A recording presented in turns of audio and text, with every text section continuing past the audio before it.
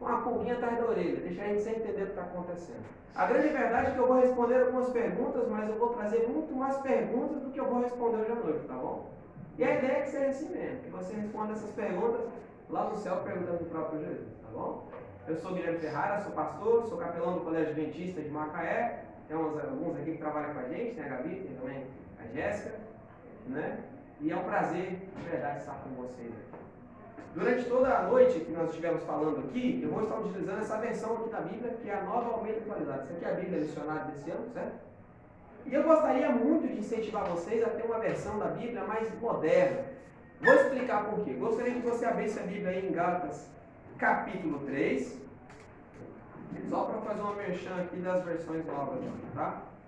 Aí a gente já vai para o início da nossa mensagem. Gente, obrigado. Molhou as palavras. Já melhorou, ó. Já consigo até 10h30. Brincadeira, viu? Brincadeira. Não, já vai botar pra fora, né, irmão? Calma aí. Deu certo o slide aí? Show de bola! Aí conforme eu vou, pode passar, segura aí. Show de bola, amém? Gálatas 3? Amém. Amém. Vamos lá, a irmã chegando. Porque a lei nos serviu de aio para nos conduzir a Cristo, para que pela fé fôssemos justificados. Muito obrigado, irmão. Essa versão que você leu, ela é muito conhecida em todo o Brasil, sabia? É uma das versões mais vendidas da Bíblia e é uma versão pela qual muitas pessoas conheceram a palavra de Deus. Ela tem até um símbolo da Bíblia e uma espada no meio, né? Simbolizando literalmente a palavra que divide tudo na nossa vida. É uma versão muito difundida, muito bonita.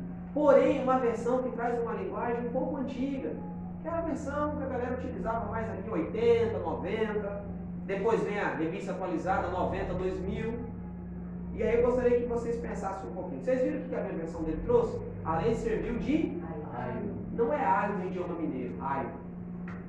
Esse aio aí é uma palavra arcaica da nossa língua portuguesa, que ninguém usa.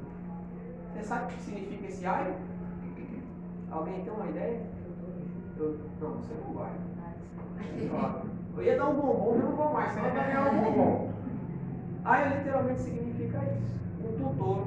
Como é que está na sua versão aí? Guardião. Um guardião. Agora você pega o texto que você deu e substitui essa palavra por guardião. A lei serviu de guardião para nos conduzir a Cristo. Agora você entendeu. Essa é a diferença de quando nós lemos a Bíblia numa versão mais antiga e quando nós lemos a Bíblia numa versão mais moderna. Não é porque a versão antiga traz umas palavras mais bonitas, mais rebuscadas, que ela é uma versão mais correta. Não quer dizer isso. Tem um trabalho vasto da crítica textual, que é uma ciência só que estuda o texto bíblico, para traduzir as melhores traduções, explicar as palavras melhor, buscar a palavra mais próxima do original. Eu poderia gastar a noite toda explicando ela aqui, mas em resumo, é melhor você ter uma versão que fale mais facilmente a linguagem que você utiliza. Por exemplo, tem um provérbio que fala assim, ó, você sabe que o provérbio é tipo um ditado, né? Tem um ditado, por exemplo, assim, antes só do que mal acompanhado, é uma afirmação longa que a gente encurta ela em 3 ou 4 palavras, né? Então quer dizer o seguinte, é melhor você se sentir sozinho do que você querer estar com alguém, aí você junta com alguém que não presta e você vai acabar se dando mal. Aí junta e condensa nisso num ditado. Antes só de mal acompanhado. O provérbio é a mesma coisa. E assim como tem alguns ditados que, por exemplo, quem não tem cão caça com gato, não é literalmente você vai caçar com um gato, é uma metáfora, entende? A Bíblia também traz umas metáforas. Por exemplo, tem um provérbio que fala assim, ó, que cada homem beba de sua própria cisterna. O que você acha que significa isso? Será que está falando de água mesmo? Vai te lá, leva da cisterna? Lá em casa, eu sou do Paraná, tá? Lá tem um poço que antigamente era na mula que pegava a água. Baixava o balde, aí tinha a carretilha, aí pegava um balde grande assim, uns 60 litros, e aí puxava no cavalo, que é a carretilha, né? E aí puxava a água. Não quer dizer isso não. É um provérbio que significa o seguinte: cada um seja fiel à sua própria esposa. Se você ler numa versão moderna, já vai trazer direto significado para você. Então, assim, eu incentivo, por onde eu passo a leitura da Bíblia, numa linguagem que você compreenda. Porque a Bíblia, meus irmãos, é Deus falando em linguagem humana. Se você não compreende, você não entende o que Deus está falando com você. Grava isso. Fiz o merchan das versões mais novas. Agora vamos juntos, independente da sua versão, ao texto de João. Puxa para nós aí, irmão. Primeiro ponto que nós vamos ver hoje à noite. Jesus Cristo é divino. Pode colocar os três, são três. Mais um. Aí, 3 leitores. Agora sim. Alguém, por favor, João, capítulo 1, verso 1 a 3. Você. Pode ser, 28. O irmão aqui, ó, está na sonoplastia. João 1 a 3. E alguém para João 8, 58. Hoje aqui vocês vão ficar espertos com a Bíblia aqui, para lá e para cá, rapidão.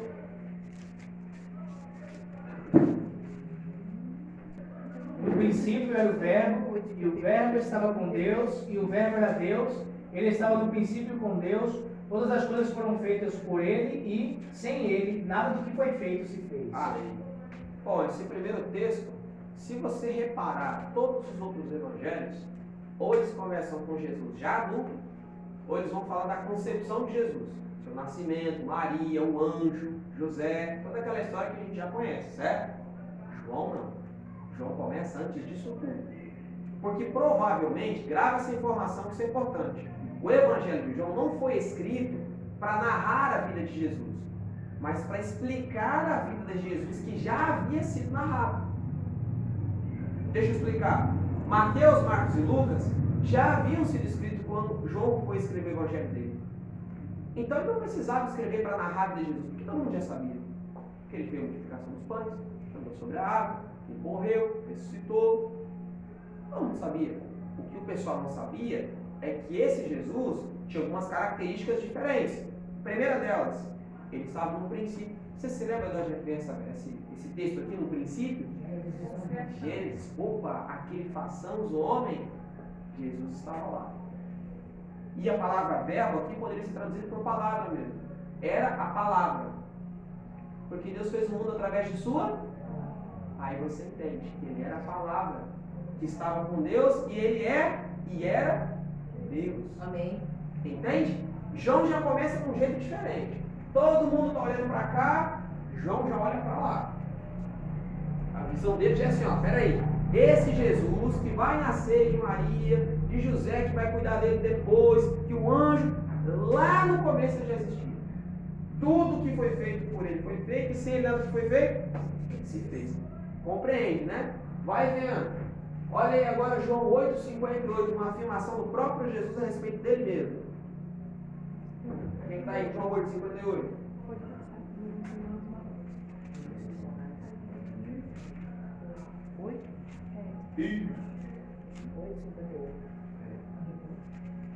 Respondeu-lhe Jesus: em verdade vos digo, que antes de Abraão existisse, eu sou. Opa, aqui parece que tem até está meio escrito errado, né? Que o correto, entre aspas, seria antes que Abraão existisse, eu era. Era no passado, né? Ou eu fui. Tem essas duas possibilidades. Mas não, ele fala propositalmente, eu sou. Muito parecido com o que Deus, o próprio Jesus, falou para Moisés aonde? Na sarça. Eu sou. Quando perguntarem quem te enviou, eu sou. É uma ideia de existência contínua. Por isso que ele não fala eu era. Porque eu era foi uma vez e não se sabe se é. Eu fui, aconteceu e não é mais. Não, eu sou, constante. Entendeu? Vou dar um exemplo. Você podia falar assim, quando eu era mais novo, eu jogava bola. No passado, eu jogava. Quando? Não sei. Se você falar assim, ó, quando eu era mais novo, eu joguei bola. Foi uma vez. Agora você fala, eu jogo bola, é uma ação que está contínua. Eu sou. Ele está falando que ele é Deus. Tem mais. João 20, 28. Ao que Tomé lhe respondeu: Senhor meu e Deus meu. Opa, obrigado. Essa é uma das 3 afirmações do Evangelho de João a respeito da divindade de Cristo. O próprio Tomé fala assim, ó, Senhor Deus, Senhor meu e Deus. Esse Tomé era um incrédulo, né? Ele dizia que só acreditaria se tocasse nas feridas de Jesus. Aí Jesus aparece e fala, toca aqui então, Tomé, vem aqui, não era você que não acreditava? E na hora ele fala, Senhor, meu Deus, muito bom. Muito bem, esses textos apresentam para a gente que Cristo Jesus é divino e não tem um problema nisso. O problema são o segundo grupo de textos que aparece na Bíblia e que parece colocar isso meio que em xeque. Passa o próximo slide aí, meu irmão. Dá um pulo aí, joga tudo na tela aí que aí fica mais fácil. Mais um, aí parou, não vira próximo. Ficar esperto, senão você fica no outro. Pega aí, rapaz. Tem umas pegadinhas aí, fica esperto. O problema são esse segundo grupo de textos. Por exemplo, vamos dar um pulinho agora em Colossenses. Vamos dividir de novo. Vou precisar de uma turma aí me ajudando. Vamos lá. 15 e 18. Ele é a imagem do Deus invisível, o primogênito de toda a criação. Verso 18. Ele é a cabeça do corpo, que é a igreja. Ele é o princípio, o primogênito dentre os mortos, para ter a primazia em todas as coisas. Amém. Show de bola? Quem está aí no fundo, precisa que eu utilize o microfone por causa do nosso irmão lá fora? Tá fazendo barulho mesmo. Tá, quer que eu fale no microfone? Fica bom, depois não tem problema, né? Só por preguiça mesmo. Aí, ficou melhor assim? Olha, Ficou bom, né? Show de bola. Aí ele faz a pregação dele lá, eu faço a minha aqui, e a gente tá todo mundo bem, né? Olha como é que os irmãos vivem em união. Ô, meus amigos, é o seguinte. Qual é o problema? O problema é essa palavra primogênito, que essa palavra no português significa o primeiro gerado. Já entendeu a problemática, né? Tem gente que fala, com base nesses textos, primogênito da criação, primogênito dos mortos, que Jesus teria sido o primeiro ser criado por Deus. E então ele cria todas as coisas. Contradizendo então o primeiro grupo de palavras, primeiro grupo de textos que nós vimos. Está certo isso? Calma lá. A palavra protótopos, que está ali, a palavrinha grega, que está por trás dessa palavra primogênito, ela nem sempre tem o sentido de primeiro a ser gerado. Na verdade, ela tem um sentido de mais importância. Vou dar um exemplo aqui para vocês.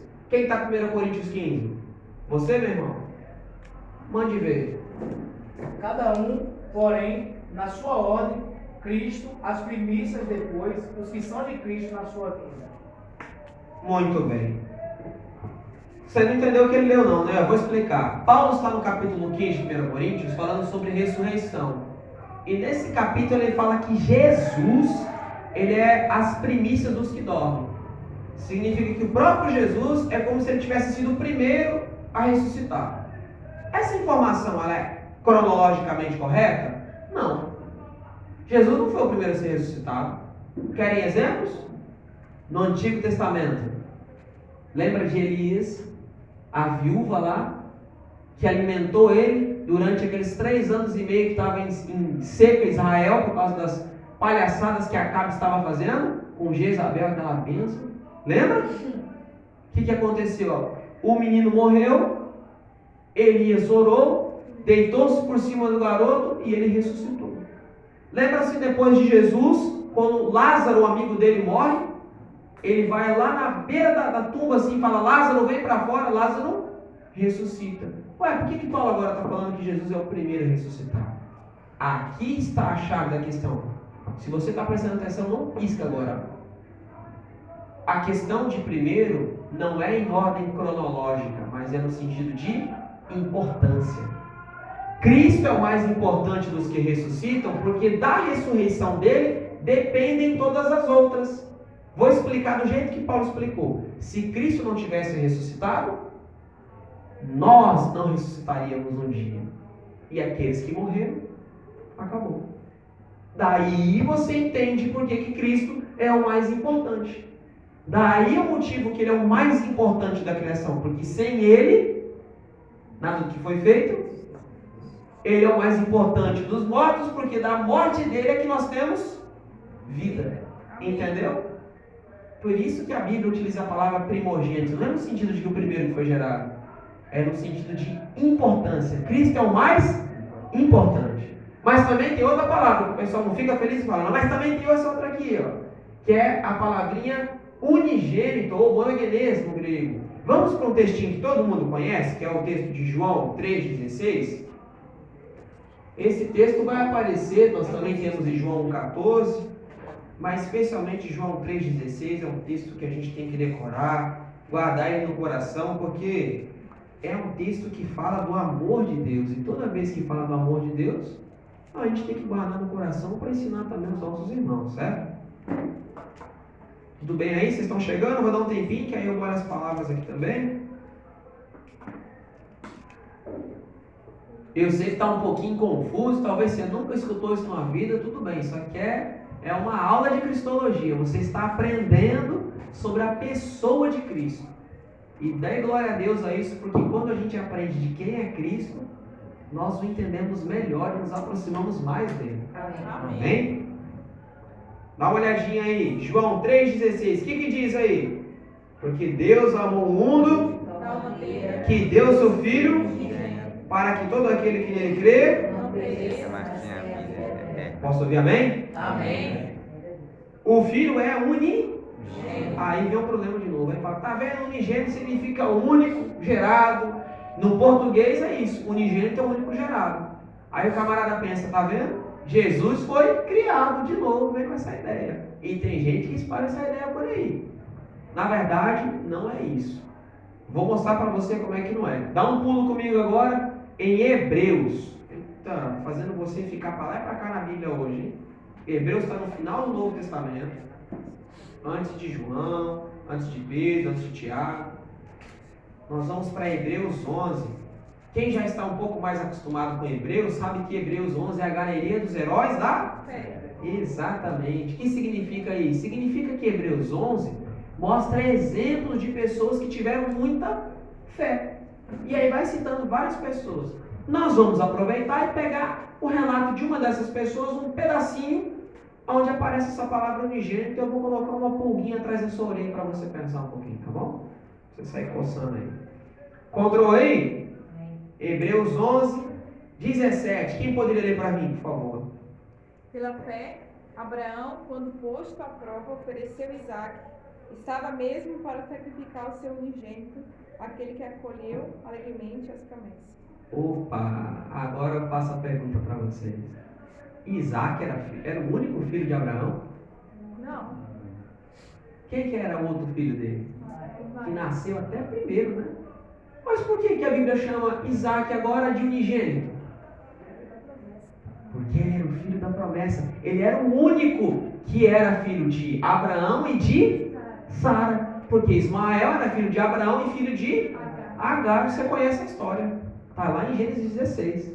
Significa que o unigênito aqui, quando essa palavra aparece, ela quer destacar que é único. Pode trocar a palavra unigênito por único. Tanto é que a minha Bíblia, versão mais nova, já traz isso. Seu único filho, já substitui a palavra unigênito. Único. A ideia de que não tem outro igual. Agora o texto de João 3,16 ficou mais bonito, porque Deus amou o mundo de tal maneira que deu seu Filho único. Não tem outro igual. O único que é homem e ao mesmo tempo é Deus. Entende? Olha como fica mais bonito o texto, né? Por isso que a gente precisa estudar sobre a natureza de Cristo. Bom, agora que a gente já viu que Ele é divino, não tem essas coisas para ficar com medo. Cristo é Deus, assim como o Pai é. Esse negócio de pai e filho não significa que é maior e menor, tá bom? Essa ideia de pai e filho vem da ideia hebraica, que significa mais ou menos assim, ó, filho de peixe, peixinho que é. Entende? Por isso que várias vezes você vai ver Jesus falando filho do homem, ou filho de Deus. Porque ele é igual a Deus e também é igual a homem, porque ele se fez como nós, entende? Ele possui as duas naturezas. Como é que explica isso? Também não sei não, mas sei que ele tem, tá? Um dia ele vai explicar isso aí pra gente. Amém. Vamos lá? Alguma dúvida de coração? Pode levantar a mão, pode perguntar, que eu quero sair daqui com vocês tendo certeza. Quando você vê essa palavra lá, sendo para Cristo primogênito, você já sabe, opa, significa o mais importante. E quando apareceu unigênito para Jesus, o único, você já sabe que ele é único. Tá bom? Vira a página aí, irmão. Vamos agora falar que Jesus, ele também é humano. A gente precisa entender isso. Agora já é mais fácil, né? Porque a gente tem vários textos, tem os evangelhos, fica mais fácil para explicar. Vamos mais uma vez dividir aí nos textos. Deixa eu ver o que eu pego aqui. Eu vou pegar Romanos 8:3. 1,14 diz assim: E o Verbo se fez carne e habitou entre nós, cheio de graça e de verdade, e vimos a sua glória como unigênito do Pai. Olha aí o unigênito aparecendo de novo. Glória como o do Unigênito único. do Pai. Você substitui na hora de ler. É o único, não tem outro igual a ele. Bom, a palavra fala que ele se fez carne. Tem 3 maneiras de você existir: criação, Adão e Eva; geração, olha nós aí, olha nós na fita, como a galera fala, né? E encarnação. Quem foi o único que fez isso? Jesus. Você lembra que o nascimento dele foi Maria e o Espírito Santo fez com que ela estivesse grávida. José, na verdade, foi como um pai adotivo para Jesus, certo? Um ótimo pai adotivo, diga-se por passagem. Certo? Amigos, esse texto fala que Jesus foi de fato humano, como a gente. Tem um outro texto, eu vou ler aqui, Romanos 8:3 diz assim, ó: Porque aquilo que a lei não podia fazer por causa da sua fraqueza, da carne, isso Deus fez enviando o seu próprio Filho, em semelhança de carne pecaminosa e no que diz respeito ao pecado. Então Jesus ele veio em semelhança. Eu vou voltar nesse texto depois porque ele vai ser importante para a gente, tá? 1 João 4:1-2. Amados, não dê crédito a qualquer espírito, mas prove os espíritos para ver se procedem de Deus, porque muitos falsos profetas têm saído do mundo afora. Opa! Nisto vocês reconhecem o Espírito de Deus. Todo espírito que confessa que Jesus Cristo veio em carne é de Deus.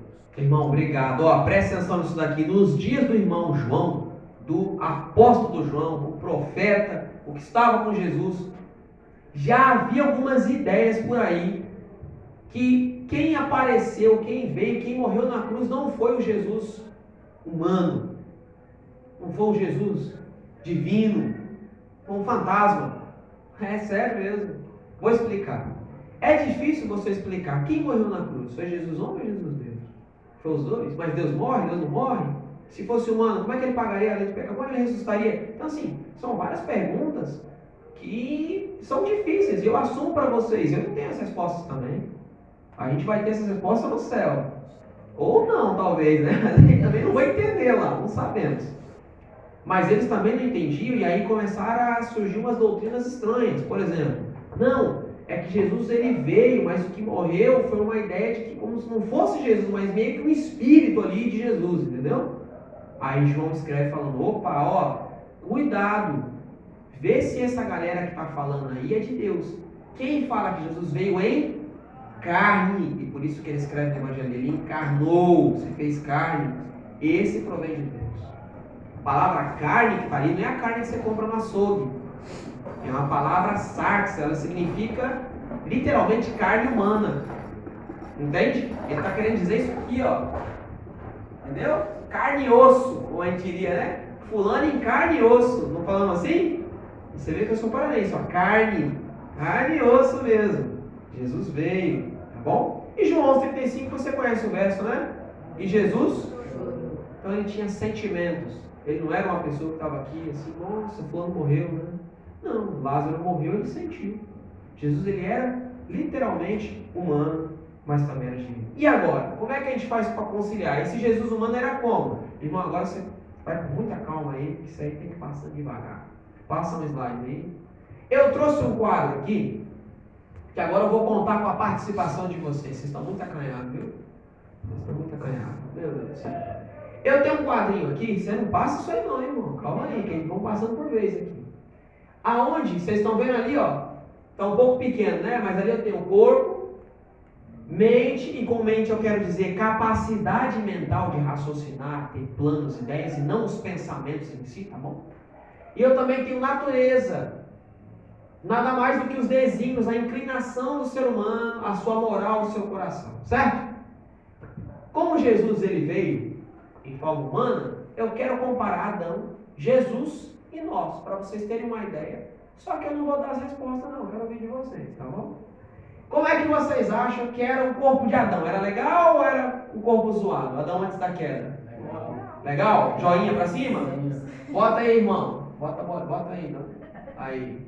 Vai com calma. E o corpo de Jesus, como é que era? Era legal? Era um corpo meio ruim? Como é que era o corpo de Jesus? Ele não tinha outra coisa, né? Tinha formosura. Tinha formosura, opa. O que mais? Vocês têm que Castigado pelo sol. Castigado pelo sol. Esse é o meu também, rapaz. Eu levei na roça também. E aí? Vocês estão em dúvida? Era como o corpo de um homem de seus dias. Pode colocar aí, irmão. Bolinha vermelha. E o nosso corpo, como é que é hoje em dia? Ah, isso daí tá. O meu tá judiado, viu? Não sei o de você. E tá aparecendo uma coisinha que não deveria aparecer agora. Tá muito cedo, 25 anos. Cabelo branco. Tá estranho, viu? Tá estranho o negócio. Viu? Pode botar a bolinha vermelha aí pra gente. Tá feia a situação. Vamos lá. A mente de Adão, o que vocês acham? Antes da queda era uma mente perfeita? Bota pra gente aí, irmão. Bolinha vermelha. E a mente de Jesus? Perfeita mais ainda. A capacidade mental de Jesus era perfeita? Mais ainda. Eita, acho que eu peguei uns aí já. Não era não, irmão. Pode pôr vermelho. Deixa eu explicar. Com mente, eu não estou dizendo pensamentos. Não estou dizendo que os pensamentos de Jesus eram pecaminosos. Estou dizendo que a capacidade mental dele era como o homem dos seus dias. Jesus não veio como Superman. Ele veio como um homem dos seus dias. Com 6.000 anos de pecado nas costas. Calma aí. Vocês vão entender daqui a pouco onde eu vou chegar. Segura essa daí. Sei que vocês estão meio assim, vocês estão entendendo, né? Calma aí. A nossa mente, como é que é? Boa? A minha está esquecendo até o número da RG. Bota a bolinha para baixo aí. Natureza de Adão, coração de Adão, como é que era? Puro. Bota a bolinha. E a de Jesus? Agora vocês ficaram com medo, né? Hã? Perfeito! Bota aí a bolinha verde. Aqui onde muita gente erra. O texto que eu li fala que Jesus veio em semelhança de carne pecaminosa, não em igualdade. Embora o seu corpo e a sua mente fossem afetados pelo pecado, eles não foram infectados.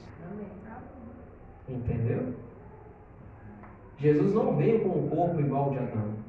Ele não veio com a mente, a capacidade mental dos antediluvianos, por exemplo. Não.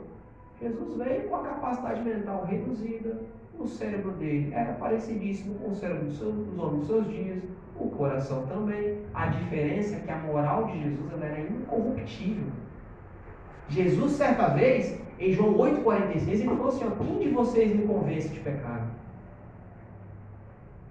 Vem aí em João 14,30, o príncipe deste mundo, e ele nada tem em mim. A irmã White fala que Satanás tem no coração de cada ser humano um lugarzinho onde ele consegue colocar suas sementes para desenvolver o pecado.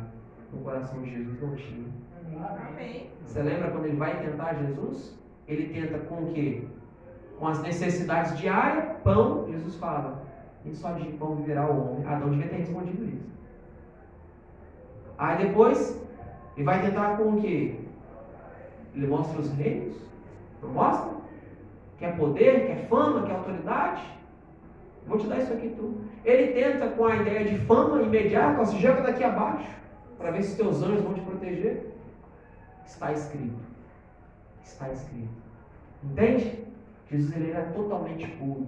E tem gente que se perde nesse ponto aqui, e aí coloca que Jesus ele foi exatamente como nós. E aí é um problema.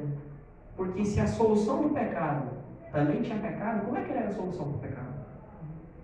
Como é que tinha que ser o cordeiro? Imaculado, perfeito, sem mancha, sem defeito.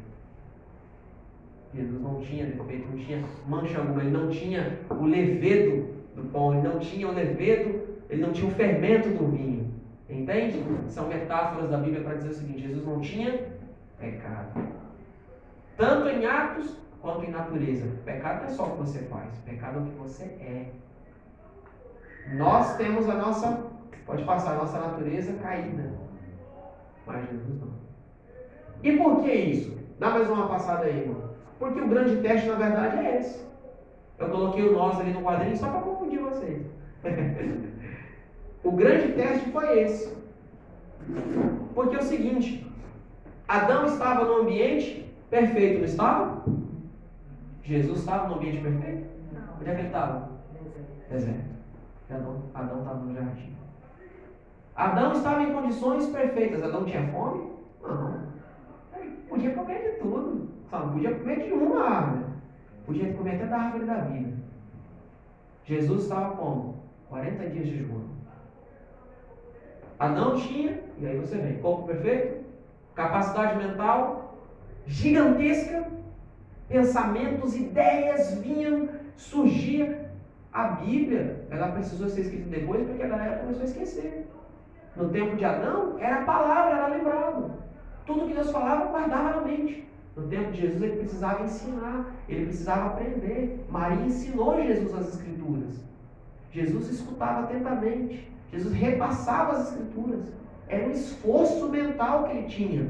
Assim como eu e você temos para estudar a Bíblia. Por isso era um exemplo também de esforço, né? Mas enfim, eu não quero comparar Jesus com a gente, quero comparar ele com Adão agora. Agora, a natureza de Jesus e a de Adão eram iguais. Nenhum deles tinha mancha de pecado. Adão caiu porque realmente escolheu o pecado. Jesus, ao passar no teste, ele demonstra que Adão não precisava ter caído. E aí ele se torna o segundo Adão. Já encaminhando para o fim da mensagem, eu gostaria que você pensasse o seguinte. Dá uma passadinha aí, irmão, no slide. Pode colocar as 3 ideias aí. Eu já falei para você, Jesus ele foi humano em semelhança. A palavra grega é roiomate. Sabe o que significa roiomate em grego?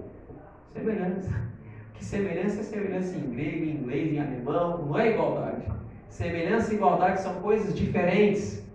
Não confunda. Jesus não era pecaminoso ou tinha qualquer coisa pecaminosa. Ele parecia que tinha a carne pecaminosa porque ele era como um homem de seus dias, mas o coração dele era totalmente puro, limpo. Ele foi afetado pelo pecado e não infectado. Jesus tinha fome? Tinha. O texto fala, depois de 40 dias Jesus se cansava. Na tempestade, o que ele estava fazendo? Ele estava cansado. Irmão, você dormiu na tempestade, você devia estar morto. Adão cansava? Não. O sábado, o motivo do sábado, né? Que legal. O sábado não é dado para descanso. Ele acrescentou-se essa ideia após o pecado.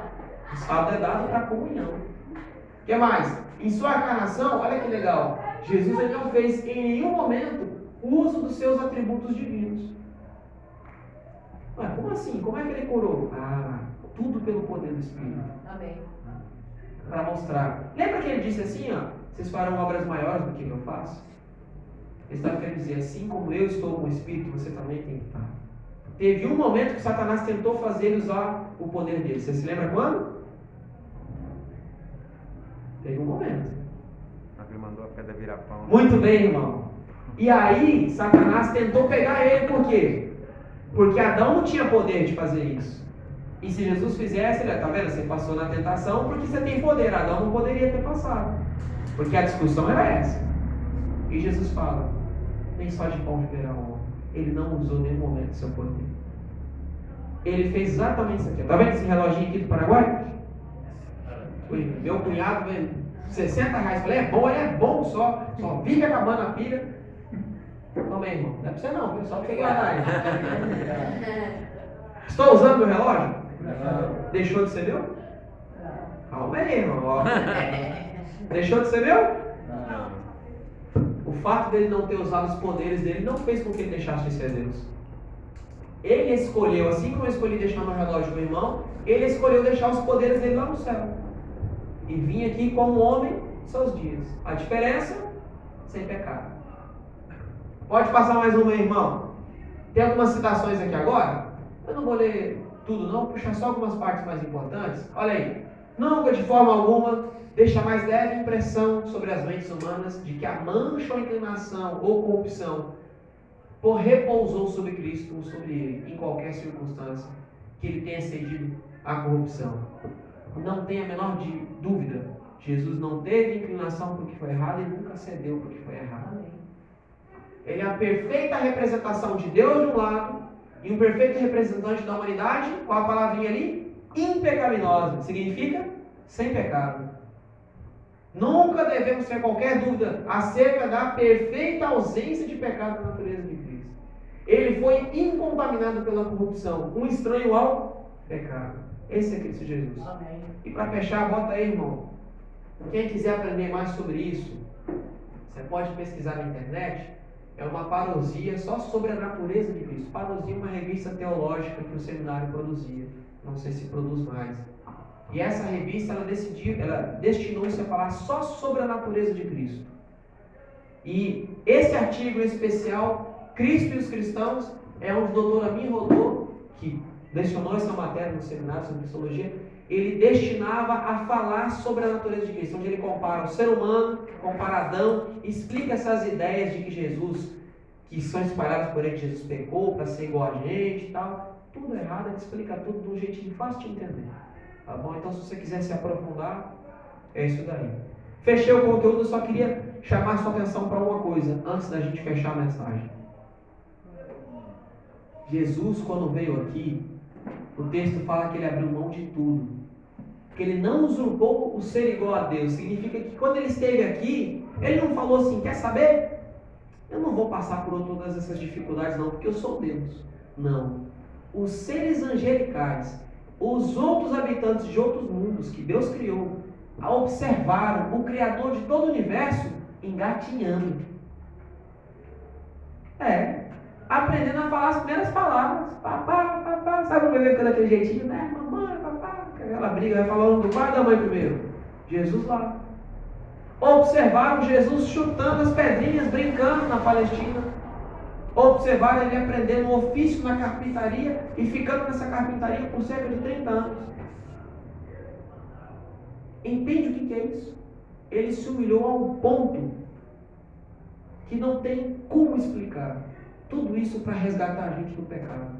E aí eu pergunto para você: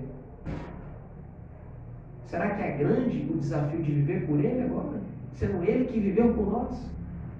Ele morreu por nós. Será que é tão difícil viver por Ele? Não é, irmãos? Quando a gente consegue olhar o sacrifício de Cristo desse jeito, aí o texto de Paulo lendo: não sou mais eu quem vivo. Vamos falar isso mais forte? Não sou mais eu quem vivo, mas Cristo vive em mim. Cristo vive em mim. Que o Senhor Jesus viva no seu coração. Amém. Não tenha medo de professar isso lá fora, no seu trabalho, na sua casa, porque Ele deu tudo por você. E Ele só pede uma coisa: está aí no seu peito, ó, coração. Você entregar isso para Ele, tá bom? Amém. Deus abençoe você. A música agora, por favor. Merece ser louvado. Amém? Amém.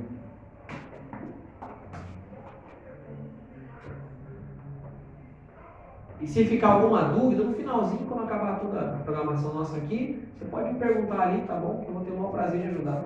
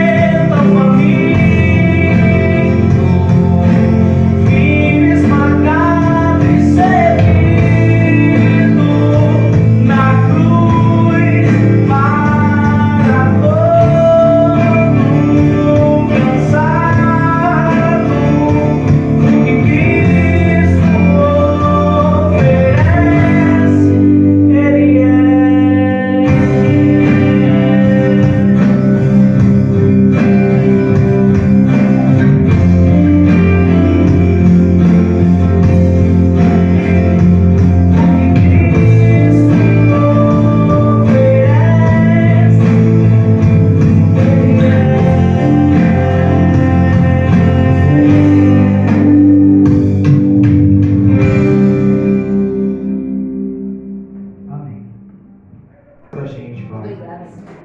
As misericórdias se renovam a cada manhã e seu amor não tem fim. Glória a Deus.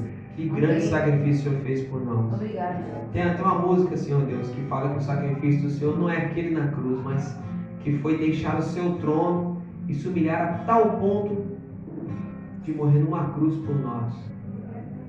Mas é por isso que nós eternamente louvaremos ao Senhor. Que o Senhor, mesmo sendo tão grande, se fez pequeno. Verdade.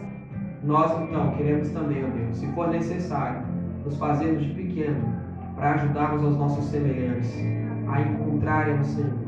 Queremos levá-los ao encontro contigo e queremos estar junto com o Senhor também. Verdade, Senhor. Que o teu nome seja encontrado em nossos lábios e Amém. em nossa vida. Amém. E que nosso exemplo seja digno de alguém que encontrou o Senhor. Amém. Seja nosso Deus para sempre, porque somos teus servos, ó Pai. Em nome de Jesus. Amém. Amém.